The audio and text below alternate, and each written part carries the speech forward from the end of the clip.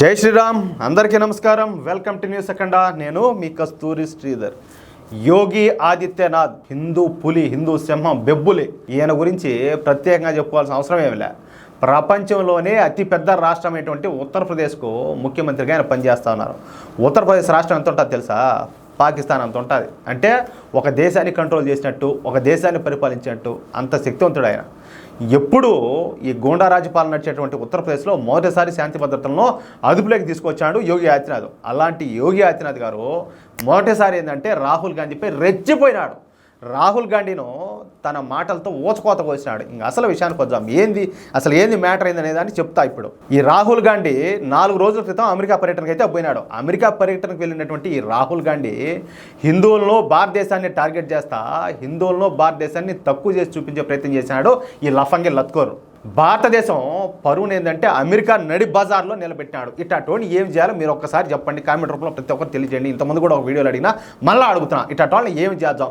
అసలు ఇలాంటోడు భారతీయుడిగా ఉండడానికి అర్హుడేనా? అలాంటిది ఈ చవట దద్దం ఏంటంటే మన దరిద్రం కొద్దీ మన సన్నాసులు ఇప్పటికి కూడా ఇట్లాంటి వాళ్ళకు బానిసలుగా బతికోళ్ళు ఇప్పటికి ఉన్నారు.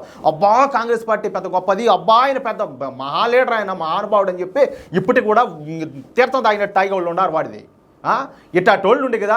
ఇప్పుడు ఈ పొరంబోకోడు మన దేశానికి ప్రతిపక్ష నేత కూర్చున్నాడు. మన దరిద్రం కొద్దీ, మన దౌర్భాగ్యం కొద్దీ ఇంకా ఓడిపోయి ఇంకా బయట దేశాల్లో చేరుకొని ఇష్ట ప్రకారం మాట్లాడతాడు. అంటే కన్న తల్లిని, కన్న తండ్రిని, ఏది మనం పుట్టిన గడ్డను మనం పక్కూరికి పోయో లేకపోతే ఇంకో సాటికి పోయో మా అమ్మ ఇట్టాడిది, మా నాయన ఇట్టాడి తోడు, మా ఇల్లు ఇట్టాడిది, మా ఊరు ఇట్టాడిది అని చెప్పేసి పక్కకు పోయి మాట్లాడితే ఎంత దిగజారుడుతనంగా ఉంటుందో అంతకంటే నీచంగా ప్రవర్తిస్తాడు ఈ పైకిమాలవాడు. ఏ మాత్రం సిగ్గు లేకుండా తాను బ్రతుకుతున్న భారతదేశాన్ని అవమానాల పాలు చేస్తున్నాడు. పైగా ఏంటంటే తాను జంధ్యం ధరించే హిందువుని చెప్పుకుంటా హిందువులను అమెరికాలో అవహేళన చేస్తున్నాడు. చూడండి, అంటే మీరు కూడా గమనించారు పార్లమెంట్లో హిందువులను ఏ స్థాయిలో దూషించాడో, ద్వేషించాడో, వీళ్లను ఏ విధంగా మాట్లాడినాడో మీరంతా మీ కళ్ళారా చూసినాడు. ఇప్పుడు ఏంటంటే ఇక్కడ సరిపోలేదన్నట్టు అమెరికా పోయి అమెరికా నుంచి మాట్లాడుతున్నాడు. అంటే ప్రపంచవ్యాప్తంగా భారతదేశాన్ని, హిందువులను ఏకాకిం చేసేదానికి వీడి కుట్రలో, కుతంత్రాల్లో ఏ స్థాయిలో చేస్తున్నాడో ఇంక దీన్ని బట్టి మీరు అర్థం చేసుకోవచ్చు. దీంతో రాహుల్ గాంధీపై ఉత్తరప్రదేశ్ ముఖ్యమంత్రి యోగి ఆదిత్యనాథ్ ఏంటంటే తీవ్ర ఆగ్రహాన్ని వ్యక్తం చేసినాడు. ఈ సందర్భంగా యోగి ఆదిత్యనాథ్ మాట్లాడుతా రాహుల్ గాంధీను ఇన్నాళ్ళు అందరూ పప్పు అని భావించినారు, కానీ Rahul Gandhi most dangerous person, చెప్పాలంటే క్రిమినల్, తీవ్రవాదికి ఏం మాత్రం తక్కువలే. కాశ్మీర్ వేర్పాటువాదుల్లాగానే రాహుల్ గాంధీ కూడా ఒక వేర్పాటువాది. ఈ దేశాన్ని కులాల వారీగా, ప్రాంతాల వారీగా ముక్కలు చేయడానికి ప్రయత్నం చేస్తున్నాడు.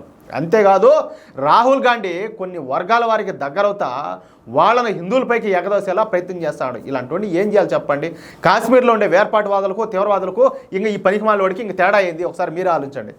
ఆయా వర్గాలను రెచ్చగొట్టేందుకు తీవ్రంగా ప్రయత్నం చేస్తున్నాడు. తద్వారా దేశంలో ఏంటంటే సివిల్ వార్ రావాలనేదే ఈ రాహుల్ గాంధీ ఆలోచనగా కనపడుతుంది. రాహుల్ గాంధీ ఈ మధ్య పదే కులగణ చేయాలని చెప్పేసి మాట్లాడుతున్నాడు. ఈ కులగణ చేయాలని చెప్పి అనడానికి కారణం కూడా ఒకటి ఉన్నది. ఈ కులగణన చేయడం ద్వారా ముస్లింలకు 20% రిజర్వేషన్లు ఇవ్వాలనేదే రాహుల్ గాంధీ ఆలోచనగా తెలుస్తుంది. ముస్లింలకు రిజర్వేషన్లు కల్పించడం కోసం రాహుల్ గాంధీ దేశంలో కులగణన జరగాలంటూ ఊగిపోతున్నాడు అని చెప్పి మాట్లాడినాడు. నేను మళ్ళా చెప్పినా కదా, ఇంతకు అందరిది కులగణన చేయాలంటాడు. ఈయన కులవాడితే మాత్రం ఈయనకి ఏళ్ళేరు రోసాలు పెరగటాలన్నీ పుట్టుకొచ్చాయి. ఓఎంఆర్ శ్రేణులు పక్కన వాళ్ళు ఇంకా ఆపలేం. మళ్ళీ ఏంలే ఇంకా పచ్చికత్వాయి వచ్చింటే నేను చెప్పినా కదా, పక్షవాతం వచ్చినట్టు ఊగిపోతారు అందరూ. అంటే దేశంలో ఉండే వాళ్ళందరూ కులాలు అడగొచ్చు, అందరిదే కులగణన చేయాలా, ఈయన మాత్రం కులం అడగకూడదు. ఎందుకంటే ఈడ కూడా ఒక పాయింట్ ఉన్నది, ఆయన కులం తెలిసే కదా, అంతా మిక్స్డ్. అసలు ఏ కులమో తెలీదు, ఏ మతమో తెలీదు, ఏ జాతితో తెలీదు. అందుకని చెప్పి ఈయన కులం అడిగితే ఒరి నాయన నేను ఒక మాట చెప్తున్నా, కులగణన చేయాలంటే అది రాహుల్ గాంధీ నుంచి మొదలు పెట్టాలా. నేను తప్పు చెప్తే నాకు కామెంట్ రూపంలో తెలియజేయండి. నేను చెప్తాను తప్ప ఉప్ప అది. అలాగే ఈయన చెప్పేది ఏంటంటే యోగి ఆదిత్యనాథ్ గారు చెప్పేది, నేను మళ్ళా చెప్తున్నా, ఈ దేశంలోని జాతీయవాదులంతా కులాలను, వర్గాలను, ప్రాంతాలను, పార్టీలను వదిలేసి ఒక్కటిగా కలిసిమెలిసి ఉన్నప్పుడే మన దేశంలోని దేశ వ్యతిరేక శక్తులకు వ్యతిరేకంగా పోరాడగలుగుతాము. మీకు అర్థమవుతుందా స్వామి? అర్థమవుతుందా తల్లి? మీకు అర్థమవుతుందా? ఏం చెప్తుంది ఆయన? కాంగ్రెస్ పార్టీ కూడా ఈ దేశ వ్యతిరేక శక్తుల్లో ఒక భాగం అన్న విషయాన్ని ఎవరు కూడా ఏమాత్రం మర్చిపోద్దంట. యోగి ఆదిత్యనాథ్ మొదటిసారి రాహుల్ గాంధీ మీద విరుచుకుపడినాడు. ఆయన ఇంతకుముందు కూడా గతంలో కూడా ఇట్లాంటి మాట చెప్పినాడు, ఒరే స్వామి మీ దండం పెడతారని ఆయన, అందరూ ఒకటి గంటరా ఎన్ని పక్కన దొబ్బి అందరం ఒకటి ఉంటే మనం బొత్తాము, మన భవిష్యత్తు బాగుంటుంది, లేకపోతే సంఖ నాకిపోతామని చెప్పినాడు. మళ్ళా చెప్తున్నాడు. తెలిసిన వాళ్ళు ప్రతి ఒక్కరు ఇదే మాట చెప్తారు. తెలియని వాళ్ళే ఎంతసేపటికి మా బతుకులు, మా స్వార్థాలు, మా కులాలు, మా పుస్తకం, మా బోసానం అని చెప్పి ఏదేదో మాట్లాడుతూ కొట్టుకొని వచ్చారు. ఇదే మారి కనుక ఉంటే 100 సంవత్సరాల్లో, నాకు తెలిసి 100 సంవత్సరాలు కూడా పట్టదు, మన కళ్ళ ముందు ఏంటంటే మన బానిసలుగా మారిపోతాం. మళ్ళీ డౌటేలా ఇట్టాటి లఫంగే లత్కోర్ పనికిమాలోడు జఫాగాడు ఇట్టాటోడు ఒక్కసారి అధికారంలోకి వచ్చేసాలు కథం ఇంకా అయిపోయి ఫినిష్. దీంట్లో ఏమాత్రం డౌట్లే. అన్నీ కలగని మేలుకున్నట్టు గుర్తేరికి బతికితే బతాం, లేకపోతే ఇంకంతే. నేను ఎవరిని రెచ్చగొట్టడంలే, మన బతుకు మనకు బతుకుదాం, అందరం కలిసిమెలిసి ఉందాం. ఎవడైనా మన జోలికి వచ్చి తొక్కి పెట్టి నారదిద్దాం. నేను చెప్పేది అదే. నేను వాడిని తిట్టండి, ఈయన్ని కొట్టండి, వాడిని అజ్జండి ఇజ్జండి అని చెప్పి నేను అలా. మనం కలిసిమెలిసి ఐకమత్యంగా ఉన్నాము.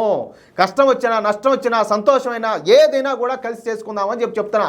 ప్రమాదం జరిగిందా, లేకపోతే ఇబ్బంది జరిగిందా, ఎవరిపైన దాడులు జరిగినాయా, కలిసి పోరాడదాము అని చెప్పి చెప్తున్నా. నేను ఎవరి మీద దాడులు చేయాలా అని చెప్పి చెప్పలా. మనల్ని మనం కాపాడుకుందాము, మన దేశాన్ని మనం కాపాడుకుందాము, మన ధర్మాన్ని మనం కాపాడుకుందాము అని చెప్తున్నా. అర్థం చేసుకుంటే అర్థం చేసుకోండి, లేకపోతే లేదు మేము గుంతలేకపోతాం అంటే జై గోవింద అంతే. ఈ వీడియోపై మీ యొక్క అమూల్యమైన అభిప్రాయాలను దయచేసి ప్రతి ఒక్కరు కూడా ఖచ్చితంగా కామెంట్ రూపంలో తెలియజేయాలని కోరుకుంటూ, అలాగే ఈ వీడియో నచ్చితే లైక్ చేయండి, అలాగే 10 మందికి షేర్ చేయండి. ప్రతి ఒక్కరిలో కూడా మార్పు రావాలా.